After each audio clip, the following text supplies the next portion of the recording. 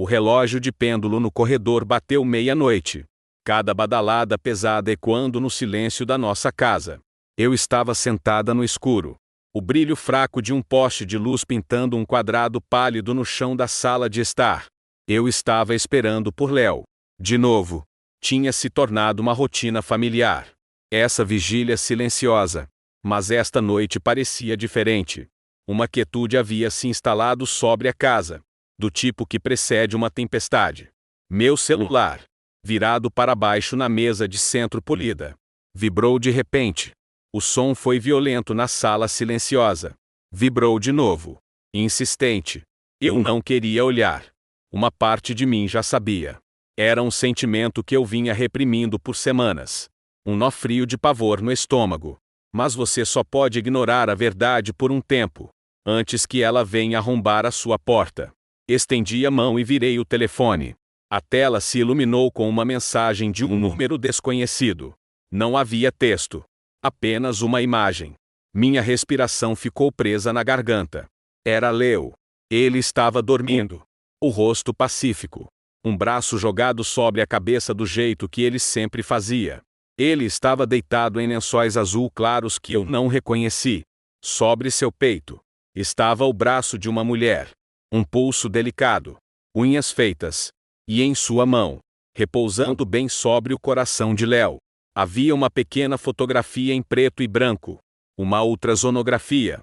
Então, uma segunda mensagem chegou. 5 palavras simples que estilhaçaram tudo. Ele vai ser um pai maravilhoso. Uma frieza estranha se espalhou por mim, começando no peito e irradiando até as pontas dos meus dedos. Não era o gelo do choque, nem o fogo da raiva. Era a frieza dura e clara da certeza. A peça final do quebra-cabeça se encaixando. Todas as noites que ele alegava serem de trabalho. O cheiro fraco de um perfume que não era o meu em seus colarinhos. A distância crescente em seus olhos, tudo fazia um sentido terrível e perfeito. Eu não chorei. O tempo para lágrimas havia acabado. Este momento exigia outra coisa. Calmamente. Levantei-me e fui até a cozinha. Servi-me um copo de água. Minha mão perfeitamente firme. Olhei pela janela para as casas silenciosas e adormecidas ao longo da Rua das Flores. Nossa rua. Nossa vidinha perfeita. Tomei um gole lento de água. O líquido frio não fazendo nada para saciar o estranho novo sentimento dentro de mim. Parecia-o endurecendo na minha espinha. Então, peguei meu celular novamente. Não olhei para a foto. Não precisava. Já estava gravada na minha memória. Rolei pelos meus contatos. Meu polegar pairando sobre um nome, pai. Pressionei para ligar. Ele atendeu no segundo toque. Sua voz grossa de sono. Clara? Está tudo bem? Respirei fundo. Minha própria voz soou estranha para mim. Desprovida de toda emoção. Pai. Aconteceu. Houve uma pausa do outro lado da linha. Depois o som de lençóis se mexendo. Ele não precisava de mais explicações. Nós dois sabíamos que essa ligação poderia chegar um dia. Fique onde está, disse ele. Sua voz agora totalmente desperta e firme. Estou a caminho. Não, eu disse. Minha voz inabalável. Eu não vou ficar aqui. Vou até lá. Para a casa dos pais dele. Eu sei que estão todos lá. Outra pausa. Você tem certeza? Minha filha? Nunca tive tanta certeza de nada na minha vida. Respondi. Encerrei a ligação antes que ele pudesse argumentar. Peguei minhas chaves do carro no gancho perto da porta. Calcei meus sapatos e saí para o ar fresco da noite, deixando as luzes apagadas na casa que não parecia mais meu lar. É engraçado como um mundo pode se estilhaçar tão rapidamente. Apenas algumas semanas atrás, esse mesmo mundo parecia tão sólido, tão inabalável. Nossa pequena casa amarela na Rua das Flores era mais do que um lugar para morar. Era o símbolo de tudo que havíamos construído. Ou melhor, de tudo que eu pensei que havíamos construído. Éramos aquele casal em nossa pequena cidade no interior de Minas. Léo, o charmoso e bonito gerente da fábrica local. E eu, Clara, a dedicada professora do 3º ano na Escola Municipal Monteiro Lobato. Éramos o casal para quem todos sorriam na missa de domingo. Aqueles que sempre levavam um empadão para a festa da vizinhança. Na superfície, era perfeito. Mas sob a superfície, uma rachadura havia se formado, e estava lentamente se espalhando por nossa fundação. A rachadura tinha um nome: infertilidade. Por 3 longos anos, tentamos começar uma família. 3 anos de consultas médicas, de tabelas e horários, de esperanças sussurradas e decepções esmagadoras a cada mês. Tornou-se uma dor silenciosa em nosso lar. Um fantasma que se sentava entre nós na mesa de jantar. O pequeno quarto vazio no andar de cima, que deveria ser um berçário, permanecia apenas um quarto, cheio de caixas e coisas esquecidas. Eu tentei falar sobre isso, enfrentá-lo juntos. Mas Léo apenas se retraía. Vai acontecer quando tiver que acontecer. Clara, ele dizia, com os olhos fixos na televisão. Não podemos nos estressar com isso. Mas outra pessoa estava se estressando por nós dois, a mãe dele. Helena. Helena era um pilar de nossa comunidade. Ela organizava a quermesse da igreja. A festa junina da cidade sabia de cada fofoca antes mesmo que tivesse a chance de se espalhar. Para todos os outros, ela era uma santa. Para mim, ela era uma fonte constante e sorridente de pressão. Sua preocupação estava sempre envolta na doce cobertura do amor e da piedade. Eu estava rezando por vocês dois esta manhã, ela dizia no almoço de domingo, colocando um frango perfeitamente assado na mesa. Eu disse ao Senhor, por favor, abençoe meu Léo e a Clara. Um homem bom como ele merece ser pai. Cada palavra era uma faca sutil, torcendo a culpa levemente em minha direção. Ela me encurralava na cozinha enquanto eu ajudava com a louça. Sabe, Clara, a filha da minha amiga tentou uma vitamina nova. Ela engravidou em 2 meses. Talvez você devesse pesquisar. Você tem que ser proativa. Ela dava um tapinha no meu braço. Seu sorriso nunca alcançando seus olhos frios e avaliadores. Seu olhar frequentemente se desviava para minha barriga. Um olhar fugaz de decepção que me fazia sentir um fracasso completo. Léo, seu filho devotado, era inútil nesses momentos. Ele ficava tenso sempre que sua mãe começava o assunto, oferecendo um fraco: mãe, por favor. Mas ele nunca realmente me defendeu. Ele nunca se levantou e disse: chega. Isso é entre a Clara e eu. Ele apenas ficava lá, sentado, preso entre a dor de sua esposa e as expectativas de sua mãe. E nos últimos meses, a pressão claramente cobrou seu preço. A distância que eu sentia dele se transformou em um abismo. Ele começou a ficar até tarde para reuniões do conselho da igreja, algo em que nunca havia demonstrado interesse antes. Ele chegava em casa cheirando a café fraco e outra coisa, algo vagamente floral e doce. Ele parou de procurar minha mão quando assistíamos a filmes. Nossas conversas se tornaram puramente funcionais, sobre contas e compras.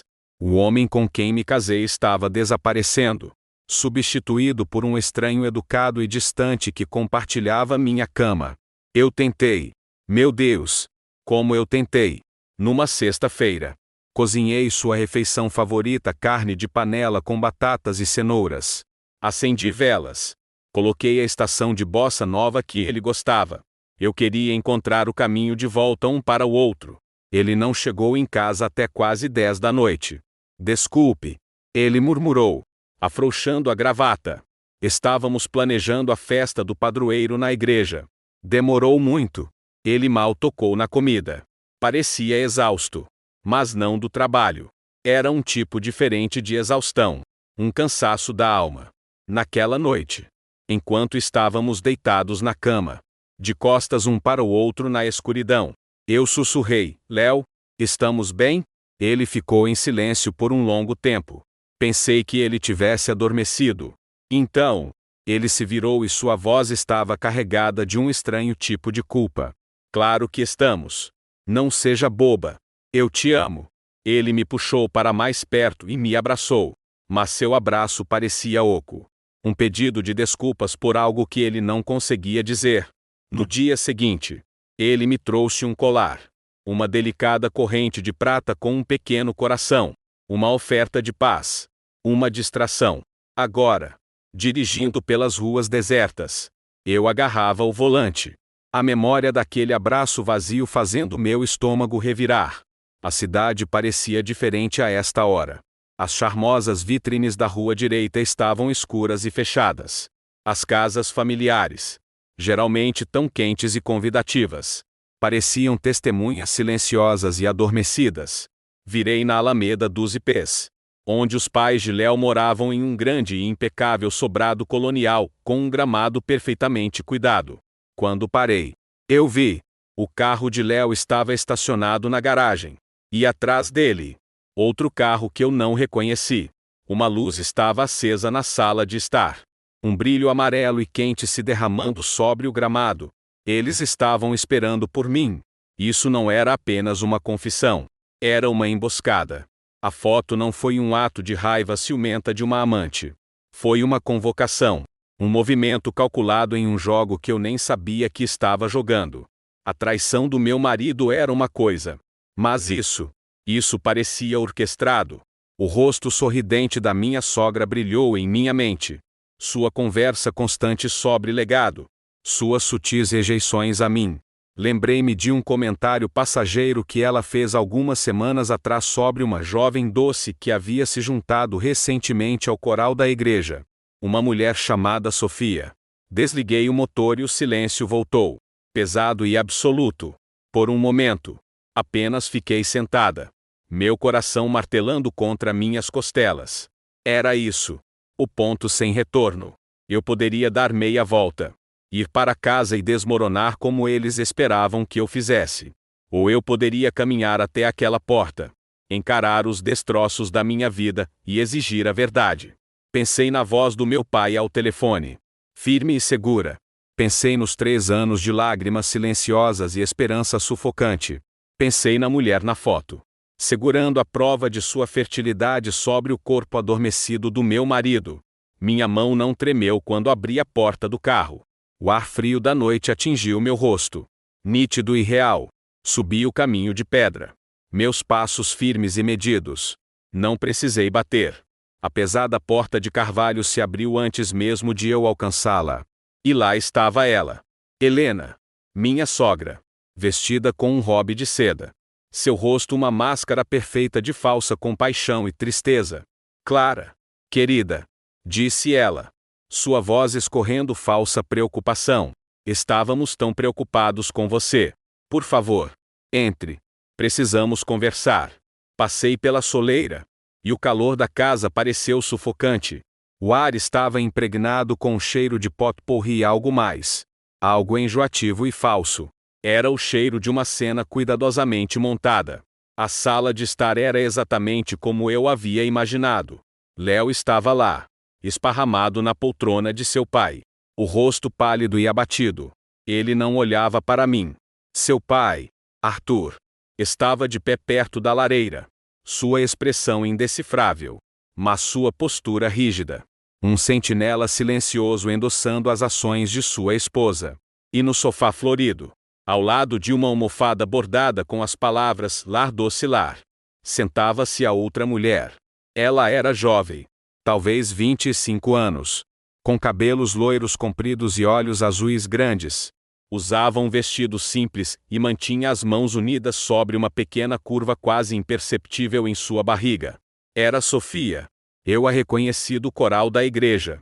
Ela olhou para mim com uma expressão que deveria ser de desculpa, mas que era ofuscada por um brilho de triunfo. A sala era um quadro da destruição da minha vida. E Helena era sua orgulhosa curadora. Obrigada por vir. Clara. Continuou Helena, fechando a porta atrás de mim. O clique suave da trava soou como a porta de uma cela se fechando. Achamos que seria melhor discutir esta situação em família. Isso não é uma discussão de família. Helena, eu disse, minha voz baixa e uniforme. Mantive meus olhos em Léo. Ele se encolheu, seu olhar caindo para o chão. Isso é uma emboscada. O sorriso de Helena se apertou. Ora, Clara, não há necessidade de melodrama. Somos todos adultos aqui. E todos queremos o que é melhor para o Léo. O que é melhor para o Léo. Não o que é melhor para nós. Não o que é melhor para o nosso casamento. As palavras pairaram no ar, confirmando tudo. Eu não fazia mais parte da equação. Andei mais para dentro da sala. Minha bolsa apertada na mão. Não me sentei. Fiquei no centro do tapete, forçando todos a olharem para mim. Então, esta é a Sofia. Eu disse. Minha voz desprovida de qualquer inflexão. Não era uma pergunta. Sofia se mexeu desconfortavelmente. Clara. Eu sinto muito. Ela sussurrou, as palavras parecendo ensaiadas. Nós nunca quisemos te magoar. Você me enviou uma foto do meu marido na cama. Respondi secamente. Me magoar era o objetivo principal. Olhei dela para Helena, cuja expressão permaneceu plácida. Claro, foi ideia de Helena. Quebrar-me antes mesmo de eu passar pela porta. Tornar-me histérica. Irracional. Tornar-me fácil de lidar. Mas eles haviam calculado mal. O choque havia queimado tudo, exceto uma clareza fria e dura. Helena deu um passo à frente, assumindo o controle. O que está feito? Está feito, disse ela, seu tom mudando de preocupação para autoridade rápida. E agora devemos olhar para o futuro. Sofia está esperando um filho de Léo. Ela disse as palavras com uma satisfação profunda e ressonante, como se anunciasse um nascimento real. Esta é uma bênção, um milagre pelo qual todos nós rezamos. Meu sangue gelou. Ela estava distorcendo nossos anos de dor privada, nosso luto compartilhado, e usando isso como uma arma contra mim. Ela estava enquadrando minha esterilidade como uma maldição que finalmente havia sido levantada por esta garota. Então é isso? Perguntei, minha voz perigosamente quieta. Você não podia ter um neto comigo. Então encontrou uma substituta. Essa é uma maneira cruel de dizer as coisas, disse Arthur, falando pela primeira vez. Sua voz era grave, desapontada. Isso não foi planejado. Eu acho que foi. Eu disse, voltando meu olhar para ele. Talvez não pelo seu filho, mas foi planejado. Cada último detalhe. Helena acenou com a mão de forma displicente. O importante é o bebê, declarou ela. Um bebê Almeida. Léo tem o direito de ser pai. Ele merece essa alegria. Finalmente, olhei diretamente para meu marido. Ele era uma concha. Uma marionete cujas cordas estavam sendo puxadas por sua mãe. Léo, eu disse. Seu nome um estalo agudo no silêncio. É isso que você quer? Você queria isso? Ele finalmente olhou para mim. E seus olhos estavam cheios de uma mistura patética de culpa e medo. Clara. Eu não sabia o que fazer. Ele gaguejou, sua voz quebrando. Mamãe disse. Nós todos só queremos fazer a coisa certa. A coisa certa? Senti uma risada, aguda e sem humor, borbulhar em meu peito. A coisa certa teria sido falar comigo. A coisa certa teria sido honrar os votos que você fez a mim, em uma igreja, na frente de Deus e de todas essas pessoas com quem você tanto se importa. As circunstâncias mudaram. Interveio Helena suavemente, parando entre nós. Deus providenciou um caminho diferente. Um caminho para uma família. Tudo o que estamos pedindo é que você seja razoável. Que você se afaste com graça e dignidade. Aí estava a exigência final. Eu não deveria apenas ser substituída. Eu deveria ser uma participante voluntária na minha própria anulação. Eu deveria sorrir, acenar e desaparecer silenciosamente, para que sua nova família perfeita pudesse tomar meu lugar em nossa pequena casa amarela na Rua das Flores. Você quer que eu simplesmente... O quê? Faça uma mala e vá embora? Perguntei, incrédula. Nós... É claro. Seríamos justos. Disse Helena. Nós nunca deixaríamos você sem nada. Queremos um divórcio silencioso. Sem bagunça. Sem fofoca. É melhor para todos. Especialmente para você. Querida. Um escândalo seria tão prejudicial à sua reputação como professora. Era uma ameaça, envolta em um laço de seda. Não lute conosco, ou nós a arruinaremos nesta cidade. Eles me pintariam como a esposa amarga e instável. e Sofia como a mãe doce e inocente do filho de Léo. E nesta cidade, uma cidade que Helena mantinha na palma da mão, eles teriam sucesso. Por um momento, o peso de tudo aquilo me pressionou. A injustiça pura e avassaladora. Eles haviam pensado em tudo. Eles me encurralaram. Confiantes em seu poder. Confiantes em minha fraqueza. Eles esperavam lágrimas. Eles esperavam que eu desmoronasse. Mas enquanto eu estava lá, encarando as 4 pessoas que conspiraram para desmantelar minha vida, senti algo mudar dentro de mim. A frieza que se instalara em meu peito começou a queimar. Era raiva. Uma raiva pura, limpa e esclarecedora. Minha dor era real. Meu luto era real. E eles não tinham direito a isso. Eles não tinham o direito de usar as falhas do meu corpo como desculpa para sua traição. Virei as costas para Helena, dei 2 passos em direção ao meu marido. Ajoelhei-me na frente de sua cadeira para ficar no nível de seus olhos, forçando-o a olhar para mim. Sofia ofegou suavemente. Helena começou a protestar. Clara, já chega. Estou falando com meu marido. Eu disse, minha voz cortando o ar como vidro. Silenciando-a. Olhei fundo nos olhos aquosos e derrotados de Léo. Esqueça ela. Eu disse. Minha voz um sussurro baixo que era apenas para ele. Esqueça eles. Estou perguntando a você. Léo, o homem com quem me casei. Alguma coisa foi real? Nossa vida? Os últimos 10 anos? Você algum dia me amou? Ou eu fui apenas um tapa-buraco até que alguém melhor aparecesse? Lágrimas escorreram pelo rosto dele. Eu te amei. Ele engasgou. Eu amo. Eu estraguei tudo. É tudo uma bagunça. Não. Eu disse, levantando-me. Minha espinha reta como uma haste de ferro. Isso é uma bagunça. Uma bagunça é acidental. Isso foi um plano. Olhei ao redor da sala. Para cada um de seus rostos. A desaprovação severa de Arthur. O medo de olhos arregalados de Sofia. A fúria mal disfarçada de Helena de que seu plano perfeito estava dando errado. E a patética autopiedade de Léo. Finalmente entendi. Esta era uma luta pelo meu casamento. Isso já estava morto. E seu cadáver estava sentado nesta sala de estar. Esta era uma luta por mim. Pela minha dignidade. Pela verdade. Eles pensavam que minha incapacidade de ter um filho me tornava inútil. Eles estavam prestes a descobrir o quão errados estavam. Eu não vou a lugar nenhum. Anunciei para a sala silenciosa. Vocês querem um divórcio? Terão que lutar comigo por ele. E eu prometo a vocês. Não será silencioso. Não será digno. Eu vou arrastar cada um dos seus segredos para a luz para que toda esta cidade veja. Virei-me e caminhei até a porta. Pude sentir o silêncio atordoado deles nas minhas costas. Abri a porta e parei na soleira. Virando-me uma última vez para olhar para Helena. Um sorriso real, frio e afiado, tocou meus lábios. Você queria uma guerra. Eu disse. Parabéns. Você conseguiu uma. Saí para a noite, fechando a porta firmemente atrás de mim. Entrei no meu carro e fiquei sentada por um longo momento, minhas mãos tremendo no volante.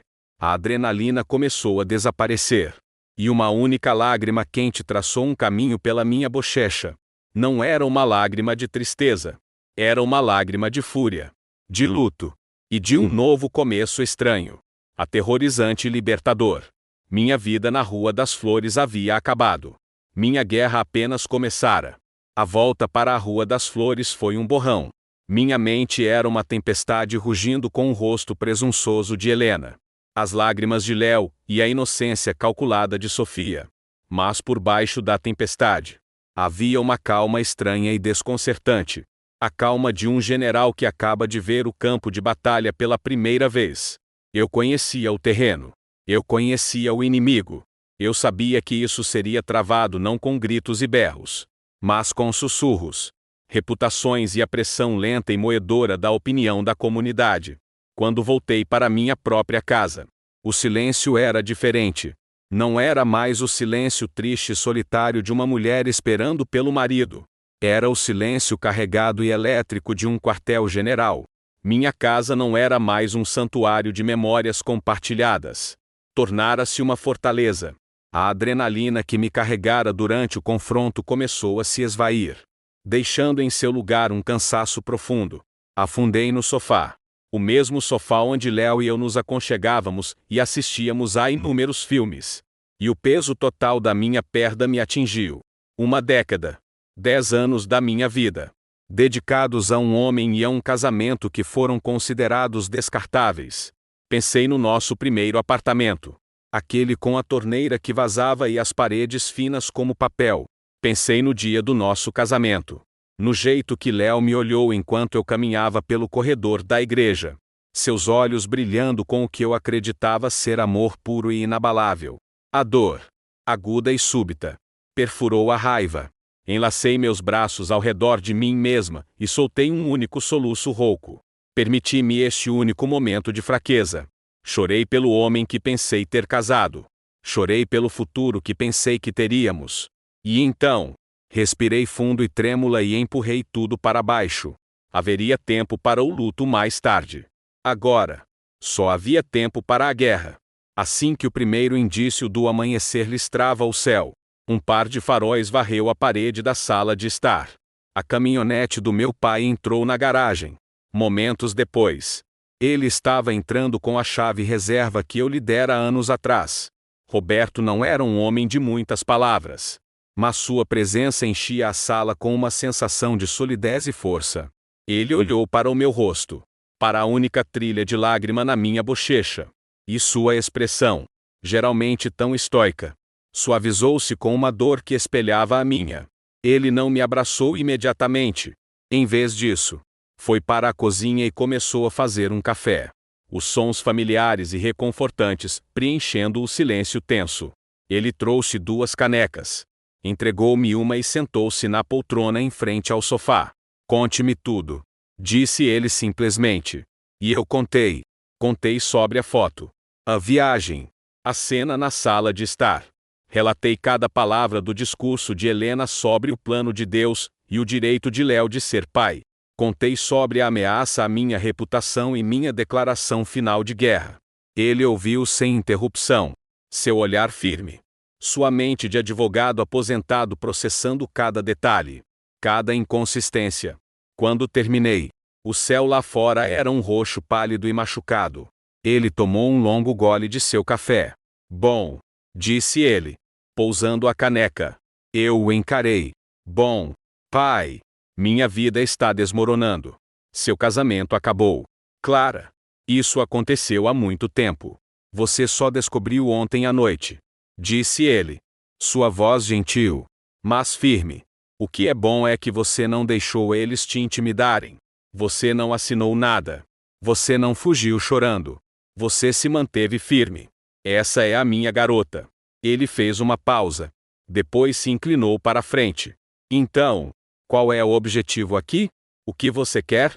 Eu tive que pensar sobre isso. O que eu queria? Eu não queria Léo de volta. Ele era um fantasma. Um covarde. Eu não queria vingança. Não da maneira feia e destrutiva que Helena teria imaginado. Eu quero a verdade.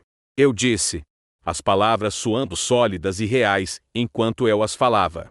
Eles construíram toda essa história na ideia de que eu sou inútil porque não posso ter um filho. Eles estão tentando me apagar e me substituir. E estão usando uma mentira para fazer isso. Eu quero que todos nesta cidade, todos que já tiveram pena de mim ou me julgaram, saibam o que realmente aconteceu. Eu quero que a verdade seja a única coisa de pé quando a poeira baixar. Meu pai assentiu lentamente. Um sorriso sombrio no rosto. Ok. A verdade. Posso trabalhar com isso. É um objetivo muito melhor do que vingança. Ele entrou em modo profissional. Aquele que ele costumava usar ao planejar uma estratégia jurídica. Tudo bem. Regra número 1. Você não se muda desta casa. Esta é sua casa tanto quanto é dele. Se você sair, estará abandonando a propriedade aos olhos da lei. Você fica. Não sei se consigo dormir na nossa cama. Sussurrei. Então ele pode dormir no maldito sofá quando finalmente tiver coragem de voltar aqui. Regra número 2. Nem mais uma palavra para nenhum deles. Nem para o Léo. Nem para os pais dele. Nada. De agora em diante, eles falam com sua advogada. Eu não tenho uma advogada. Agora tem. Vou fazer uma ligação. A amiga de uma amiga da capital. Uma tubarão. Precisamos de uma tubarão. Não de um peixinho daqui que joga golfe com o Arthur. E regra número 3. E esta é a mais importante. Disse ele. Seus olhos fixos nos meus. Você começa a pensar como uma investigadora. Eles construíram uma história. Uma mentira. Todas as mentiras têm rachaduras. Seu trabalho é encontrá-las. Cronogramas. Recibos. Conversas que você ouviu. Qualquer coisa que não se encaixe. Anote tudo. Seu plano claro e lógico era uma tábua de salvação no meu mar de caos. Deu-me um propósito além da dor. Isso era algo que eu podia fazer. O primeiro teste veio mais cedo do que eu esperava. Naquela tarde, o carro de Léo entrou na garagem. Meu coração saltou para a garganta. Ele usou sua chave para entrar. E parecia ainda pior do que na noite anterior. Seus olhos estavam vermelhos. Seu terno amassado. Ele não olhou para mim, mas para as canecas de café vazias na mesa. Meu pai esteve aqui. Afirmei. Não uma pergunta. Sim. Eu vi a caminhonete dele. Léo murmurou. Ele ficou de pé. Desajeitado. Na entrada. Um estranho em sua própria casa. Clara. Eu. Não. Eu disse. Levantando a mão. A voz do meu pai estava na minha cabeça. Nem mais uma palavra. Não há nada que você possa me dizer agora. Léo. Eu só quero pegar algumas coisas. Disse ele. Sua voz pequena. Tudo bem. Ele passou por mim, fazendo um grande círculo como se eu fosse contagiosa. E subiu. Fiquei no pé da escada, ouvindo os sons de gavetas abrindo e fechando. Os sons da minha vida sendo desmantelada. Alguns minutos depois, ele desceu com uma mala de viagem. Na porta, ele parou. Minha mãe. Ela está contando para as pessoas na igreja. Está dizendo que nos separamos amigavelmente. Que nós dois decidimos que era o melhor. Ela está fazendo parecer pacífico. Eu sei. Eu disse. Claro que ela estava.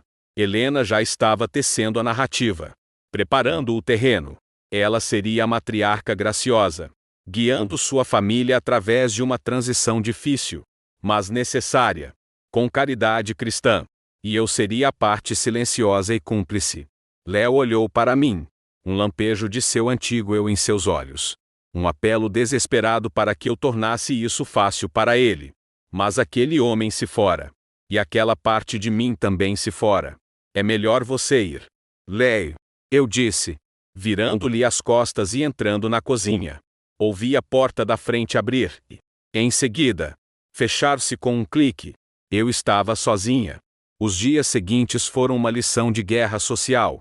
A versão de Helena da história se espalhou pela cidade como um vírus.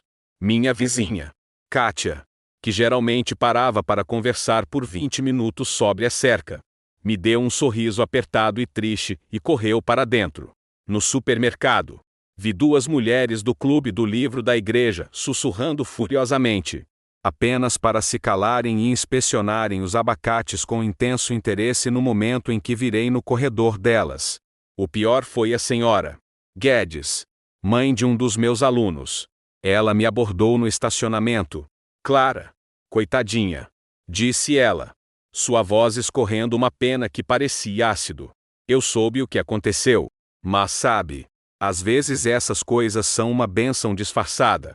Deus escreve certo por linhas tortas. E agora o Léo pode finalmente ter a família que ele sempre quis. É tão maravilhoso para ele. Eu apenas a encarei. Minhas sacolas de supermercado cravando nas minhas palmas. Ela estava repetindo as palavras de Helena. O discurso oficial. Eu era a figura trágica. O obstáculo que fora graciosamente removido para que uma família de verdade pudesse começar. Minha agonia pessoal e privada se tornara conhecimento público. Distorcida em uma narrativa que me tornava uma nota de rodapé na minha própria vida. Fui para casa. Minhas mãos tremendo de fúria. Desempacotei as compras com precisão robótica. Eu queria gritar. Eu queria quebrar coisas. Em vez disso, Lembrei-me das palavras do meu pai. Pense como uma investigadora. Subi para o quarto de hóspedes. Léo só havia levado roupas. Ele havia deixado todo o resto. Álbuns de fotos. Anuários antigos. Caixas de arquivos. Comecei pelo armário dele. Esvaziei-o, peça por peça. Ternos para o trabalho. Moletons velhos da faculdade. Camisetas de corridas de 5 quilômetros que havíamos feito juntos. Era uma dolorosa escavação arqueológica através de nossa história compartilhada. Então, no fundo de uma caixa de sapatos cheia de recibos antigos e garantias, eu o encontrei. Um pequeno pedaço de papel dobrado. Era um recibo de uma floricultura. Não uma da nossa cidade, mas de uma loja em Ouro Preto, a 30 minutos de distância. A data era de 6 semanas atrás. A compra era de um buquê de lírios brancos. A nota no pedido dizia: para Sofia, pensando em você. H. Helena. Lírios brancos. As flores da compaixão. As flores que você dá em um funeral. Porque Helena estaria enviando flores de pêsames para Sofia 6 semanas atrás? Não fazia sentido. Segundo a história, 6 semanas atrás era quando Sofia e Léo deveriam estar se apaixonando. Começando seu novo capítulo milagroso. Você não envia flores de pêsames para isso. Você envia rosas. Sentei-me no chão. O pequeno pedaço de papel na minha mão. Não era nada. Era tudo. Era uma rachadura na história perfeita deles. E eu soube, com uma certeza que se instalou profundamente em meus ossos, que eu iria forçar essa rachadura, até que toda a mentira deles se despedaçasse em 1 milhão de pedaços. O recibo da floricultura parecia a primeira pista sólida em um caso cheio de sussurros e mentiras. Lírios brancos. Um gesto de condolências. Era uma única nota desafinada na sinfonia cuidadosamente composta por Helena. E eu não conseguia tirá-la da cabeça. Por dias, revirei-a em minha mente, tentando entender seu significado. Pelo que Helena estava oferecendo pêsames, minha vida havia se estabelecido em uma nova e surreal rotina. Eu ia para o trabalho. Colocava um sorriso sereno no rosto para meus alunos do 3º ano e, em seguida, voltava para minha casa silenciosa em minha sala de guerra. Eu havia feito um painel de cortiça, como aqueles dos seriados de detetive que meu pai assistia. No centro, prendi o recibo. Ao redor, comecei a prender outros pequenos fragmentos de informação. Uma linha do tempo das noites de trabalho até tarde de Léo. Uma lista dos membros do coral da igreja. O nome do médico que Sofia supostamente estava vendo. Um nome que ouvi Helena mencionar a uma amiga. A advogada do meu pai. Uma mulher de Belo Horizonte chamada Doutora Mendes. Era exatamente como ele a descrevera. Ela era um tubarão em um terninho sob medida. Nossa primeira ligação foi breve e brutalmente eficiente. Esqueça suas emoções. Clara, disse ela. Sua voz afiada e desprovida de simpatia. Emoções são passivos. Operaremos com fatos. Eles têm uma história. Nós a desmontaremos. Eles querem um acordo silencioso. Deixaremos claro que o preço do silêncio é astronômico. Ela me instruiu a encaminhar qualquer evidência que eu encontrasse, por menor que fosse. O isolamento social continuou. Era um castigo frio e silencioso. Os convites para os churrascos da vizinhança pararam de chegar. Meu telefone, antes vibrando com mensagens de amigos, ficou em silêncio. Eu estava sendo polida, mas firmemente excomungada da vida que eu conhecia. Todos estavam escolhendo lados. E ninguém estava escolhendo o meu. Léo, soube pela rádio peão da cidade. Estava morando com os pais. Ele e Sofia eram agora um casal público, frequentando a igreja juntos, de mãos dadas em uma demonstração de propósito unificado. Helena os observava de seu banco, um sorriso beatífico no rosto. A imagem perfeita de uma família superando a adversidade. Meu único aliado era meu pai. Ele passava a cada 2 noites, trazendo compras ou apenas sentando comigo na sala de estar silenciosa. Ele nunca oferecia platitudes vazias. Em vez disso, perguntava: o que você encontrou hoje? Ele era meu parceiro nesta investigação. Minha rocha. Nada se conecta, eu disse a ele uma noite, gesticulando para meu painel de fatos díspares. É tudo apenas ruído. Sinto que estou enlouquecendo. É isso que eles querem, disse ele, estudando o painel. Eles querem te isolar e fazer você duvidar da sua própria mente. Mas você não está louca. Você só está perdendo uma peça do quebra-cabeça. Seus olhos pousaram no recibo da floricultura. Esta é a chave. Por que lírios? Por que ouro preto? As pessoas da cidade compram flores na loja da rua direita. Dirigir 30 minutos para fora da cidade. Isso é deliberado. Isso é esconder algo. Suas palavras despertaram uma ideia. Esconder. Na manhã seguinte, disse a diretora da minha escola que precisava de um dia de folga por motivos pessoais. Então, entrei no meu carro e dirigi os 30 minutos até Ouro Preto. A floricultura era um lugar pequeno e charmoso, entre uma livraria e um café. Uma senhora mais velha com olhos gentis arrumava margaridas em um vaso. Respirei fundo e me aproximei do balcão. Oi, comecei, tentando parecer casual. Esta é uma pergunta um pouco estranha, mas uma amiga minha recebeu umas flores da sua loja há cerca de 6 semanas. E eu queria mandar para ela o mesmo arranjo. O problema é que não tenho certeza do que eram. A mulher sorriu. Bem, você sabe o nome da sua amiga? Nós mantemos registros. Sofia, eu disse, meu coração começando a bater forte. Sofia Rios. O sorriso da mulher vacilou por uma fração de segundo. Um lampejo de reconhecimento e algo mais. Pena. Sim. Sofia. Uma moça tão doce. Foi uma coisa terrível que aconteceu. Ela digitou algumas teclas em seu computador. Aqui está. Um buquê de lírios brancos. A mensagem do cartão era: Oh, geralmente não compartilhamos isso. Eu entendo. Eu disse, inclinando-me um pouco, baixando a voz. É que sou amiga do grupo de oração da igreja dela. Ficamos todas tão arrasadas por ela. Por causa da mãe dela. Foi um tiro completo no escuro. Um palpite selvagem baseado em nada além das flores. Os olhos da mulher se suavizaram completamente. Você é da igreja dela? Deus a abençoe. Sim. Foi o funeral da mãe dela. Um choque. Um ataque cardíaco. Eu acredito. Foi Helena Almeida quem encomendou. Ela é uma mulher maravilhosa. Sempre tão atenciosa. Senti uma vertigem tonta. A mãe de Sofia havia morrido 6 semanas atrás. No dia em que Helena enviou os lírios. Um dia antes de as noites de trabalho até tarde de Léo nas reuniões do conselho da igreja começarem para valer. Isso não era um gesto de simpatia por um novo caso de amor. Era um gesto de condolências para uma filha enlutada. E Helena esteve lá desde o início. Ela não tropeçou neste caso. Ela o cultivou. Ela encontrou uma jovem em seu momento mais vulnerável de luto. Sozinha e não viu uma pessoa, mas uma oportunidade. Uma incubadora. Agradeci a mulher.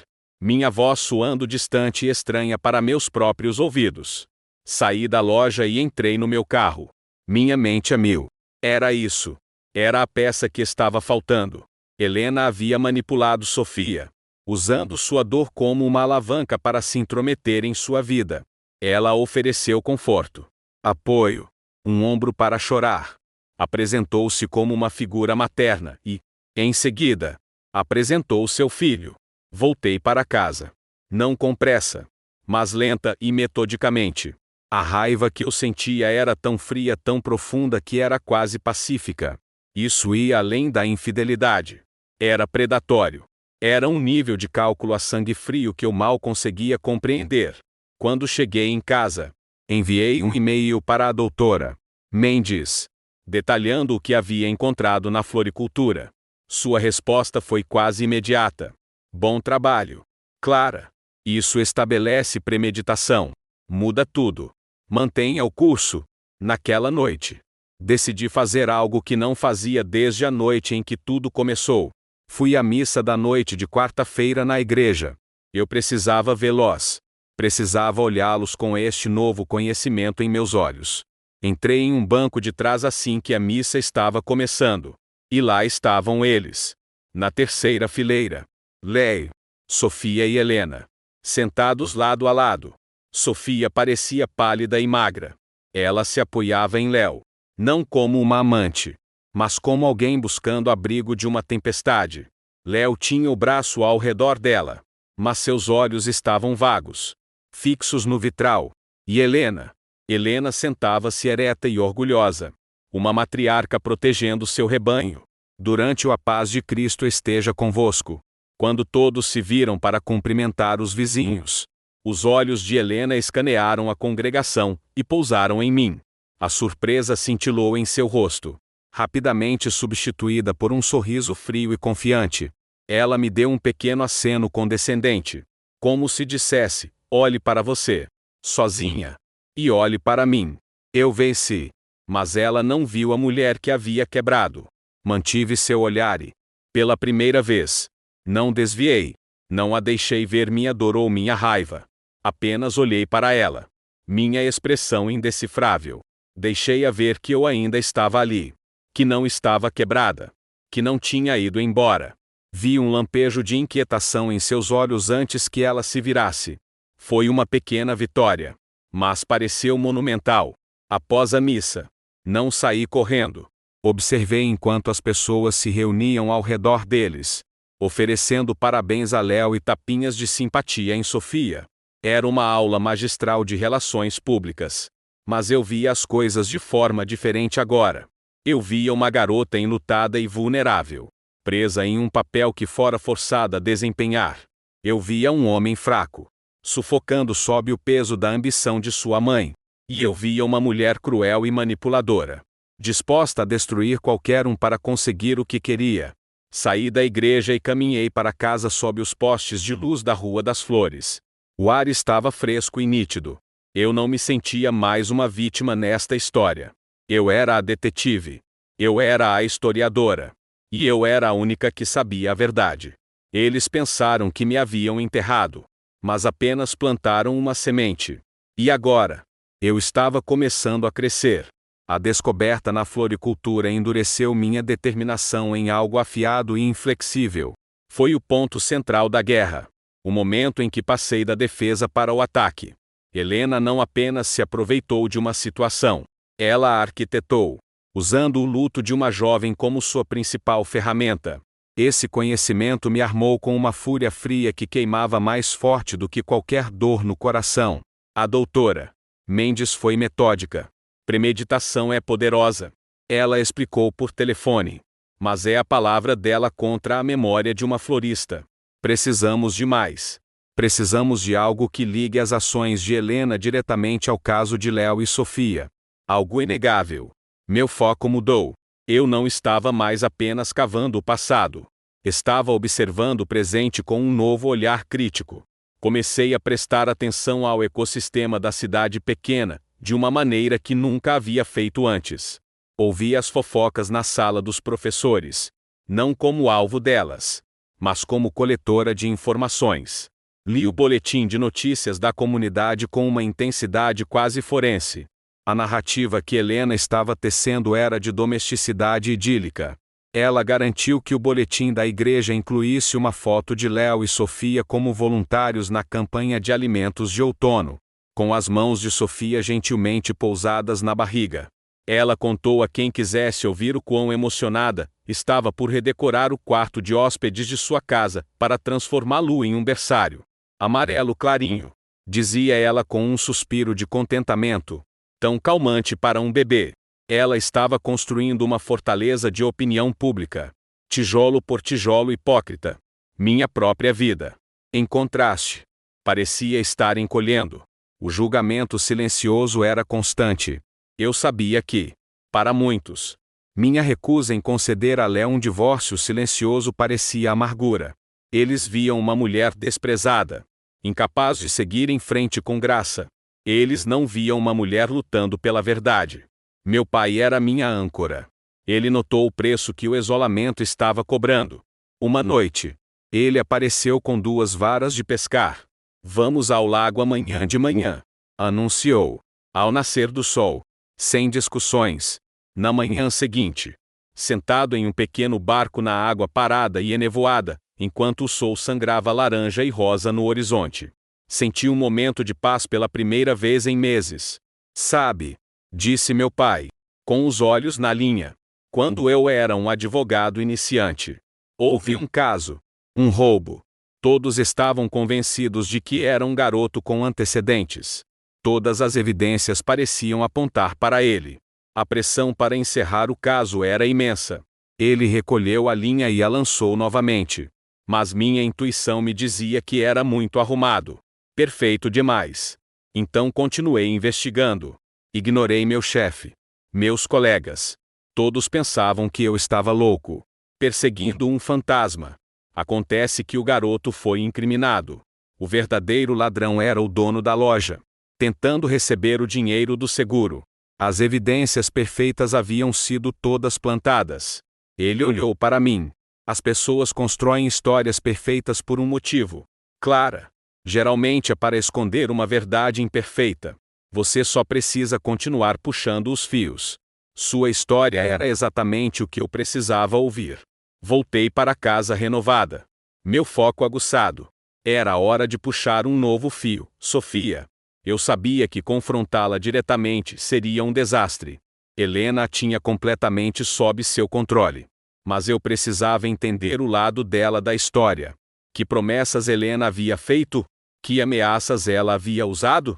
Comecei fazendo algo que provavelmente deveria ter feito semanas atrás. Pesquisei sobre ela. Não foi difícil em uma cidade do nosso tamanho. Sofia Rios. 25 anos. Sua rede social era escassa. Principalmente fotos dela e de sua mãe de anos atrás. A mãe dela. Descobri. Era mãe solteira. Enfermeira no posto de saúde local. Elas pareciam incrivelmente próximas. A página de Sofia ficou inativa há cerca de 2 meses. A última postagem foi uma selfie sorridente dela e de sua mãe em uma feira aeroportuária. Uma semana depois, sua mãe estava morta. Descobri que ela trabalhava meio período, organizando livros na biblioteca da cidade. Era o lugar perfeito. Tranquilo. Não ameaçador. Escolhi meu momento com cuidado. Uma tarde sonolenta de terça-feira. Ela estava no corredor de história local, de costas para mim, colocando livros em um carrinho. Ela parecia menor pessoalmente, mais frágil do que no dia em que a vi na sala de estar de Helena. Sofia? Eu disse suavemente. Ela deu um pulo, virando-se. Seus olhos se arregalaram de pânico quando me viu. Parecia um animal encurralado. Clara. Eu não posso falar com você. Ela gaguejou, olhando freneticamente ao redor, como se Helena pudesse se materializar de trás de uma estante de livros. Não estou aqui para gritar com você. Eu disse, mantendo minha voz baixa e calma. Não estou aqui para causar uma cena. Só tenho uma pergunta. E acho que você me deve a resposta. Ela agarrou um livro contra o peito como um escudo. Helena disse que eu não deveria. Claro que disse. Interrompe gentilmente. Mas isso não é sobre a Helena. É sobre você. Quando sua mãe faleceu, você estava sozinha. Não estava? Lágrimas brotaram instantaneamente em seus olhos. A menção de sua mãe foi a chave. A única coisa que rompeu o condicionamento de Helena. Ela assentiu, mordendo o lábio para não soluçar. E Helena esteve lá por você. Continuei, juntando as peças. Ela te trouxe comida. Ajudou com os arranjos do funeral. Ela te disse que seria como uma mãe para você agora. A compostura de Sofia desmoronou. Uma lágrima escorreu por sua bochecha.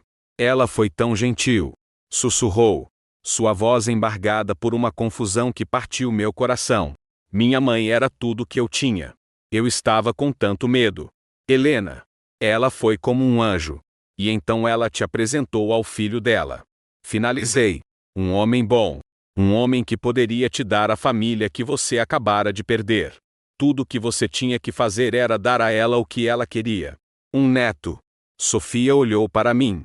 Sua expressão uma mistura de horror e compreensão crescente. Estava claro que ela nunca tinha visto a sequência de eventos exposta de forma tão clara, tão transacional. Ela vivia em uma névoa de luto e gratidão. e eu acabara de acender um holofote. Ela disse. Ela disse que você e o Léo não estavam felizes. Sussurrou Sofia. Ela disse que você não queria filhos. Que estava partindo o coração dele. Ela disse que eu o estaria salvando. A mentira era tão audaciosa, tão cruel, que me tirou o fôlego. Helena não apenas usou o luto de Sofia. Ela usou minha dor como motivo, pintando-me como uma vilã para justificar seu esquema. Ela mentiu. Sofia, eu disse simplesmente. Por 3 anos. Tudo o que eu queria era ter um bebê com meu marido. A verdade de minhas palavras a atingiu. Eu vi em seus olhos. O mundo cuidadosamente construído que Helena criara para ela começou a se fraturar. Ela se viu não como uma salvadora, mas como um peão. O que vai acontecer? Ela perguntou. Sua voz trêmula. Vou expor a verdade. Eu disse. Toda ela.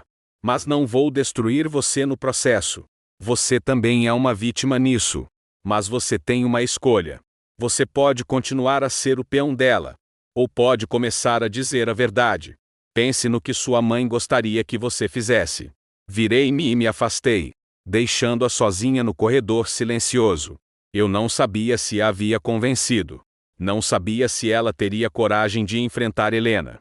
Mas eu havia plantado uma semente de dúvida. E às vezes, isso é tudo o que é preciso. O domingo seguinte era a festa do padroeiro. Um grande evento no calendário social de nossa cidade. Era a obra-prima de Helena. Eu sabia que tinha que ir. Para mostrar meu rosto. Para mostrar que não estava me escondendo. Enquanto me arrumava, meu telefone tocou. Era um número desconhecido. Atendi. Hesitante. Alô? Era Sofia.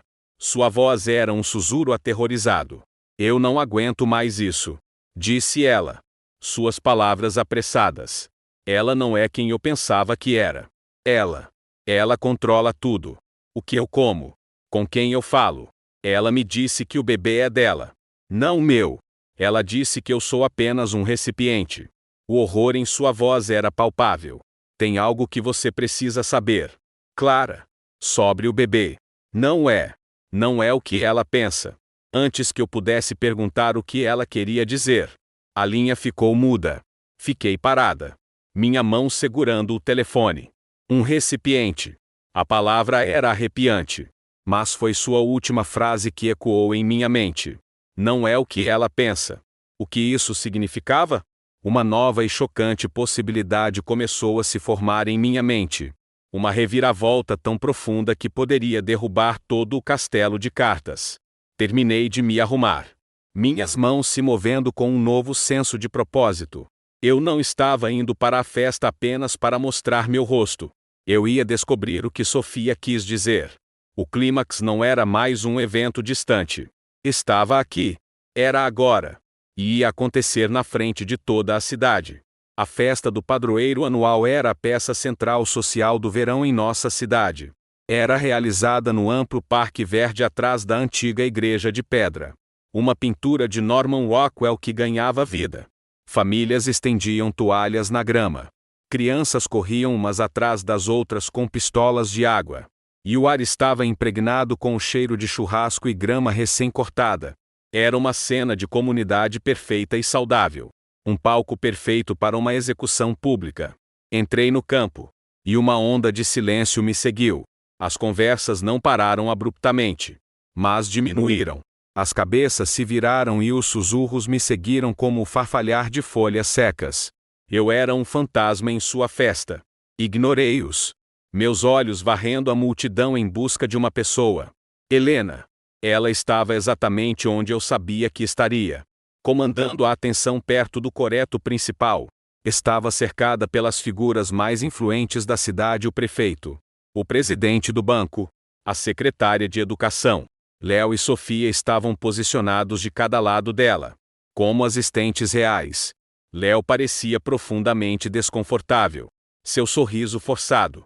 Sofia parecia simplesmente aterrorizada. Seus olhos arregalados e desfocados, enquanto encarava a multidão. Eu não me aproximei deles. Ainda não.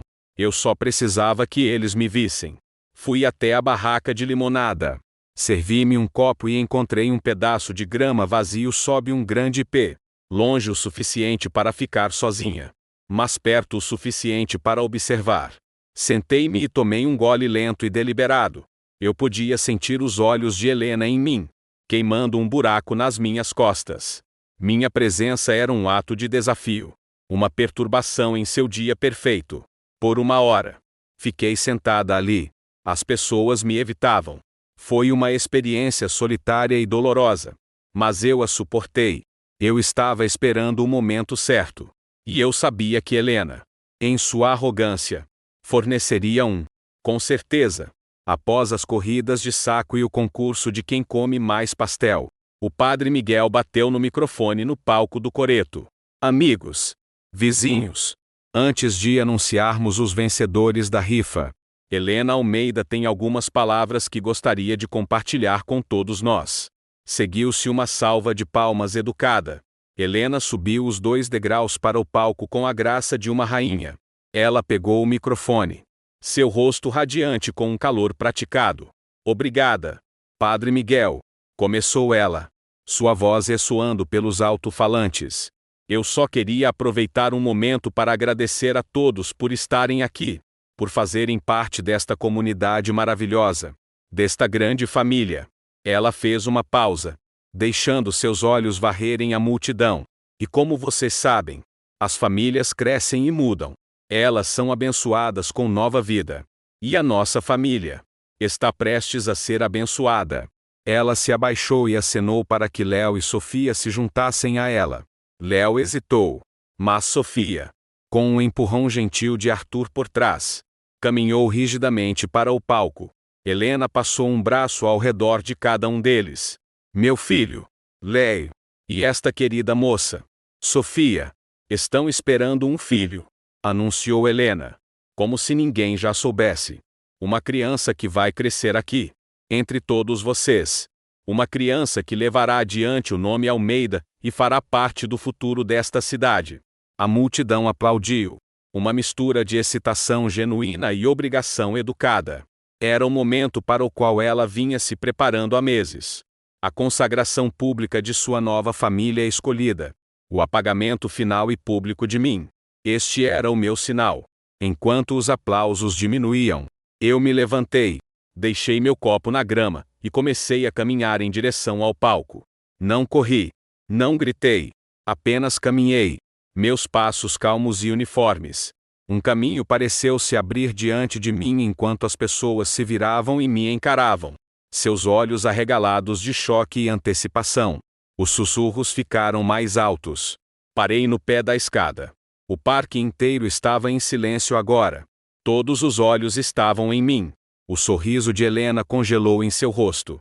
Um lampejo de fúria pura cruzou suas feições antes de ser substituído por uma máscara de pena condescendente.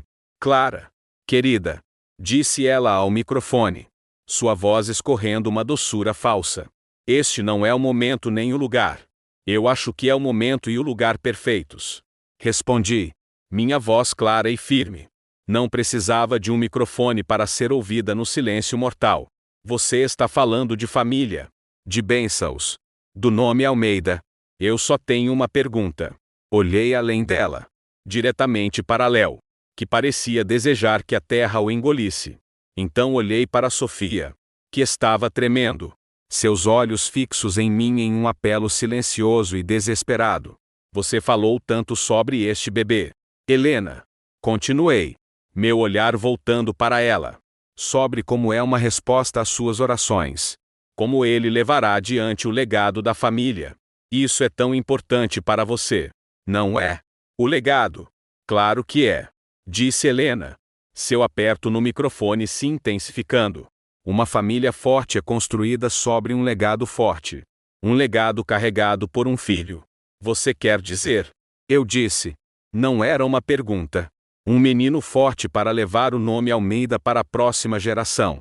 Essa é a verdadeira oração que você esperava que fosse atendida. Não é? Um murmúrio percorreu a multidão.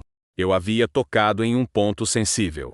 Uma verdade antiquada que todos entendiam, mas ninguém dizia em voz alta. O rosto de Helena corou. Um bebê saudável é tudo pelo que qualquer um reza. Clara, você está sendo histérica. Estou. Eu dei um sorriso pequeno e triste. Bem, eu só quero ser a primeira a parabenizá-la.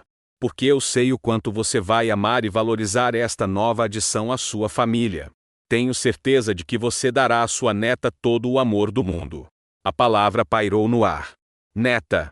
Por um segundo, houve apenas confusão. Então, vi o horror lento e crescente no rosto de Helena. Sua mente estava a mil, tentando entender como eu poderia saber. Seus olhos se voltaram para Sofia, que agora chorava abertamente. Do que você está falando? Helena retrucou, sua voz perdendo o tom polido. Estou falando do bebê, eu disse calmamente. Sua neta, a que Sofia está carregando. É uma menina. Helena. Uma linda e saudável menina. Peguei meu celular na bolsa. Mostrei-o. Na tela havia uma foto. Uma imagem de um laudo médico oficial da última consulta de Sofia. Eu não precisei dizer que Sofia me enviou após sua ligação aterrorizada. Todos naquele parque podiam ligar os pontos. A máscara no rosto de Helena não apenas rachou. Ela se estilhaçou. A avó beatífica e amorosa desapareceu. E em seu lugar estava uma mulher consumida por uma fúria crua e feia. Ela não estava olhando para mim. Estava fuzilando Sofia. Um olhar de total traição e nojo em seu rosto. Naquele único olhar, toda a sua história desmoronou. Sua pretensão de amor incondicional foi exposta como uma mentira. Ela não queria um bebê. Ela queria um herdeiro. E, aos olhos dela, uma menina não era suficiente. O silêncio no parque era absoluto, quebrado apenas pelos soluços baixos de Sofia. Todos viram. Todos entenderam. Eles viram a manipulação, a ambição fria, a verdade nua e crua. Léo encarou sua mãe. Seu rosto uma tela de horror crescente. Finalmente vendo-a como ela realmente era. Arthur, de pé ao lado do palco, fechou os olhos e baixou a cabeça de vergonha. Eu tinha feito o que vim fazer. Não precisei dizer mais uma palavra. A verdade não foi uma bomba que eu joguei. Foi um espelho que eu segurei. E o reflexo os destruiu. Virei as costas para o palco, para os destroços da família Almeida. E me afastei. Os sussurros que me seguiram agora não eram de pena por mim, mas de choque e julgamento por eles. Não olhei para trás. Apenas continuei andando. Para fora do parque e de volta para a rua tranquila e arborizada, deixando as ruínas de sua história perfeita para trás. As consequências da festa não foram uma explosão barulhenta, mas uma implosão lenta e silenciosa. A verdade, uma vez revelada, enviou fraturas através das fundações da família Almeida e de sua posição na comunidade. Eu não precisei atiçar as chamas. A rádio peão da cidade, antes minha algoz, agora fazia o trabalho por mim. A história da desmoralização pública de Helena se espalhou das cercas dos quintais aos corredores do supermercado. A narrativa havia sido irrevogavelmente virada. Helena não era mais a matriarca benevolente. Era uma manipuladora. Sofia não era uma destruidora de lares, mas uma vítima. E eu não era mais a esposa lamentável e estéril. Eu era a mulher que ousou dizer a verdade. Não tive notícias diretas de Léo ou de sua família. O silêncio vindo da casa deles na Alameda dos Ipés era ensurdecedor. Mas ouvi as histórias. Ouvi que Helena se trancara em casa, recusando-se a atender o telefone ou a ir à missa de domingo pela primeira vez em 30 anos. Ouvi que Arthur fora visto tendo um longo e tenso almoço com seu advogado. Mas a notícia mais significativa veio do meu pai. Ele soube por um amigo na delegacia que Sofia Rios havia ido até lá, não para prestar queixa, mas para dar um depoimento voluntário. Ela contou tudo, como Helena a abordara após a morte de sua mãe, as promessas que foram feitas, a pressão que sofreu. Ela também, meu pai me disse, se mudou da casa dos Almeida e estava morando com uma prima em uma cidade vizinha. Ela se libertara. Seu ato silencioso de coragem foi o prego final no caixão das mentiras de Helena. Uma semana após a festa, voltei da escola e encontrei o carro de Léo na garagem. Um tipo diferente de pavor me encheu agora. Não medo, mas um cansaço exausto. Eu estava farta de lutar. Ele estava sentado nos degraus da frente, parecendo um homem que havia perdido tudo. Quando me viu, levantou-se lentamente. Clara, disse ele. Sua voz rouca. Podemos conversar? Eu assenti e o conduzi para dentro. A casa parecia estranha com ele nela, como se um fantasma tivesse retornado para assombrar sua vida anterior. Sentamos na sala de estar, nas mesmas poltronas em que havíamos sentado 1000 vezes antes. Mas o espaço entre nós era um cânion vasto e intransponível. Eu me mudei da casa dos meus pais. Começou ele, olhando para as mãos. Estou em um hotel. Eu vi minha mãe como ela é. Clara. Pela primeira vez. O jeito que ela olhou para a Sofia naquele palco. Não era sobre um neto. Era sobre vencer. Sempre foi sobre vencer. E eu a deixei me usar. Deixei ela usar você. Ele finalmente olhou para mim. E seus olhos estavam cheios de uma vergonha tão profunda que era quase doloroso testemunhar. Eu fui um covarde. Você estava de luto pela nossa perda. Nossa incapacidade de ter uma família. E eu não consegui encarar. Parecia meu fracasso. E ela me deu uma saída fácil. Um jeito de me sentir homem. Provedor. Um sucesso. Ela me disse que era o plano de Deus. Achou que no fundo eu sabia que era errado. Mas eu queria acreditar nela porque era fraco demais para enfrentar a verdade com você. Ele respirou fundo. De forma irregular. Eu destruí tudo. Nossa vida. Minha própria integridade. Seu amor. E eu sinto muito. Muito mesmo. É uma palavra patética. Eu sei. Não conserta nada. Mas é tudo que eu tenho. Eu o ouvi. E pela primeira vez. Não senti raiva. Não senti fúria nem desejo de vingança. Apenas senti uma tristeza profunda e profunda. Uma tristeza pelo homem que ele poderia ter sido. Pelo casamento que poderíamos ter tido se ele apenas tivesse sido forte o suficiente. Eu acredito que você está arrependido. Leigh, eu disse. E eu estava sendo sincera. Mas estar arrependido não muda o que aconteceu. Você fez uma escolha. Você escolheu a voz dela em vez da minha. Você escolheu o plano dela em vez dos nossos votos. Eu sei. Ele sussurrou. Eu disse ao meu advogado para concordar com o que a doutora Mendes propor. A casa. As economias. É tudo seu. Eu não mereço nada disso. Não era mais sobre a casa ou o dinheiro. Era sobre encerrar um capítulo. Tudo bem, Leigh. Eu disse. Minha voz suave. Tudo bem. Foi isso. Não houve mais lágrimas. Nem mais recriminações. Apenas o reconhecimento silencioso e pesado de um fim.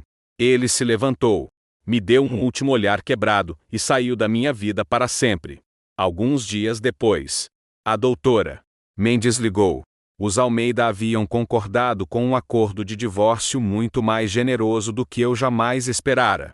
A casa era minha. Eu tinha dinheiro mais do que suficiente para viver confortavelmente, para recomeçar completamente. O preço do silêncio deles foi alto.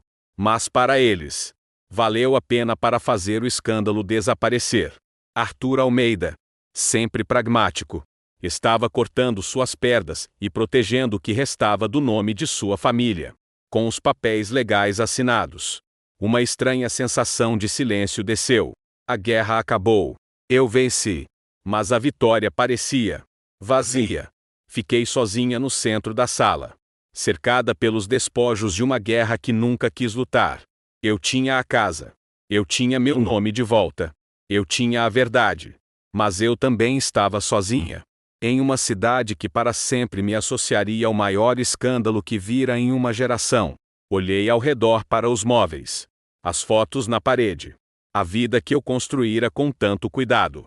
Não parecia mais minha. Era um museu de uma pessoa que eu não era mais. Esta casa não era uma fortaleza ou um lar. Era uma gaiola. Cheia dos fantasmas do meu passado. Meu pai veio naquela noite. Eu lhe contei sobre o acordo. Sobre minha conversa final com Léo. Ele trouxe uma garrafa de espumante para comemorar. mas me encontrou na sala com uma pilha de caixas vazias. O que é tudo isso? Ele perguntou, olhando para a caixa com a etiqueta cozinha. Vou vender a casa.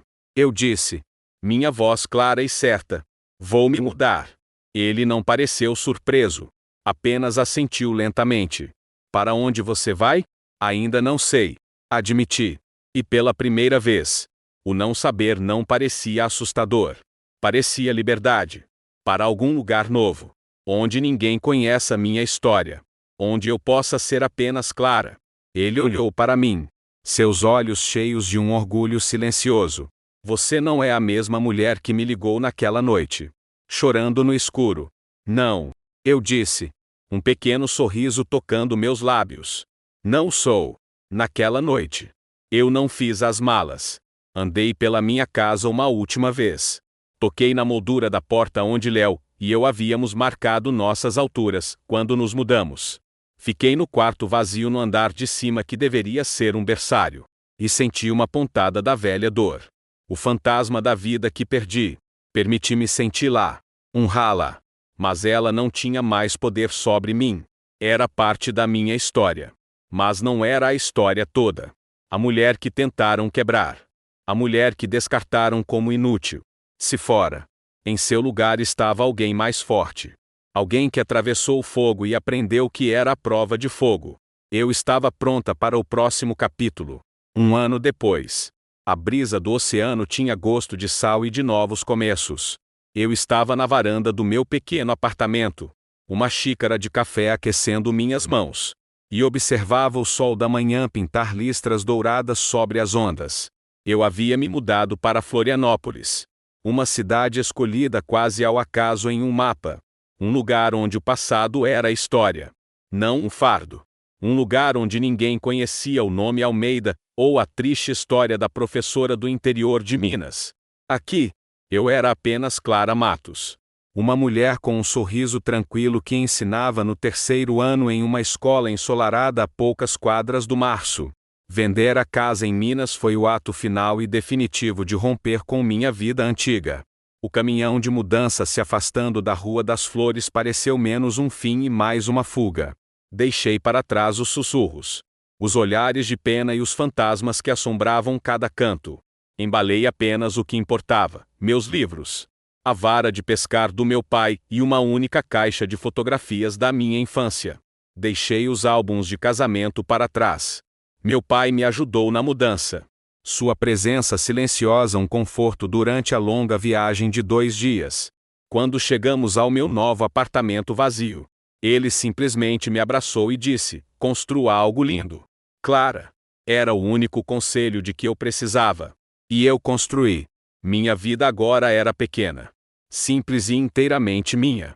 Encontrei alegria nas pequenas coisas, a caminhada para a escola todas as manhãs sob o dossel de árvores. O som da risada dos meus alunos. A feira de produtores no fim de semana com seus produtos vibrantes e rostos amigáveis. Entrei em uma aula de cerâmica, encontrando uma satisfação estranha e reconfortante em moldar pedaços de barro em algo novo com minhas próprias mãos. Fiz novas amizades. Mulheres que não sabiam nada das minhas cicatrizes. Que gostavam de mim pelo meu senso de humor seco e minhas péssimas habilidades com a cerâmica. Eu estava me curando. A ferida profunda e aberta da traição de Léo e da crueldade de Helena havia, lentamente, com o tempo, começado a se fechar. Deixou uma cicatriz. Uma parte permanente da minha paisagem. Mas não doía mais a cada respiração. Era simplesmente um lembrete de uma batalha que lutei e sobrevivi. Meu valor. Eu percebi. Não estava atrelado à minha capacidade de ter um filho, ou ao meu status de esposa. Meu valor era inerente. Estava na minha resiliência. Na minha bondade. Na minha força. Era algo que ninguém jamais poderia tirar de mim novamente. Às vezes, minha mente voltava para Minas. Meu pai me mantinha atualizada com as notícias gerais. A família Almeida havia se retirado em grande parte da vida pública. Arthur se aposentara. E Léo fora transferido para outra filial da empresa em outro estado. Helena ainda estava na cidade. Mas era uma sombra de si mesma. sua influência social estilhaçada. E Sofia? Eu soube. Dera à luz uma menina saudável. Ela a chamou de esperança. Um ato de desafio silencioso e belo. Ela estava criando a filha sozinha, com a ajuda de sua prima. Longe da influência opressiva dos Almeida, eu me peguei desejando-lhe nada além de paz. Éramos duas mulheres cujas vidas foram jogadas no caos pela mesma tempestade. E ambas havíamos encontrado o caminho para a margem.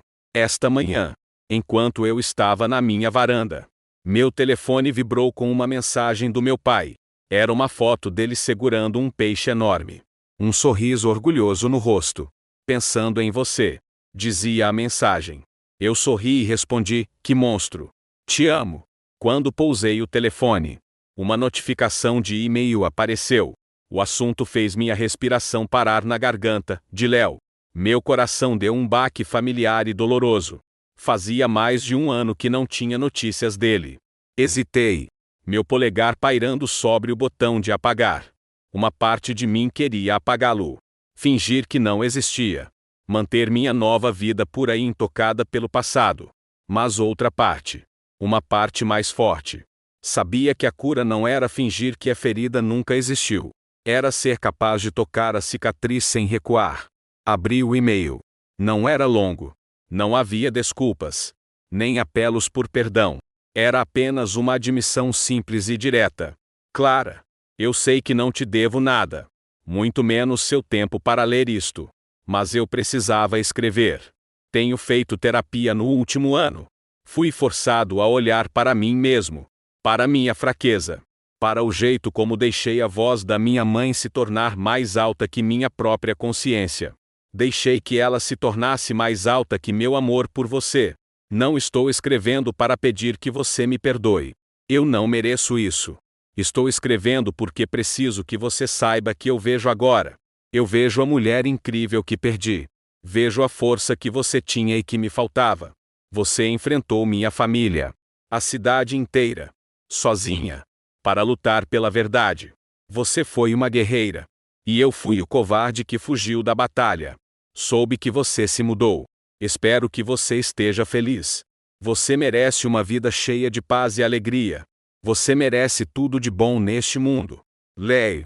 Li o e-mail 2 vezes. As palavras não apagaram magicamente os anos de dor, ou a agonia aguda de sua traição. Mas ofereceram algo inesperado, um encerramento. Ele finalmente entendeu. Ele finalmente viu a verdade como ela era. Não a versão distorcida que sua mãe havia criado. Seu pedido de desculpas não era para mim. Era para ele. Era o som de um homem finalmente assumindo a responsabilidade pelas ruínas que ele havia criado. Olhei para o oceano. Para a extensão infinita de azul encontrando o céu. O mundo parecia vasto e cheio de possibilidades. Pensei na mulher que eu era há um ano. Despedaçada e lutando por sua vida em uma cidade que lhe virara as costas. E pensei na mulher que eu era agora. De pé ao sol. Com cicatrizes. Mas inteira. Tomei um gole do meu café. Havia esfriado. Com a mão firme. Selecionei o e-mail e o movi para a lixeira. Eu não precisava responder. Não precisava me apegar ao seu pedido de desculpas ou ao seu arrependimento. A jornada dele era dele agora. E a minha também. Um grupo de crianças ria na praia abaixo. Seus gritos alegres carregados pelo vento. Meus alunos estariam chegando à escola em breve. Cheios de histórias sobre seus fins de semana. Eu tinha planos de aula para revisar. Uma vida para viver. Terminei meu café. Lavei a xícara e a coloquei no escorredor. Peguei minhas chaves e minha bolsa. E ao sair pela porta para a manhã brilhante de Florianópolis, um sorriso genuíno e pacífico se espalhou pelo meu rosto. Minha vida antiga não foi uma tragédia. Foi um prólogo. E a história real, a minha história, estava apenas começando.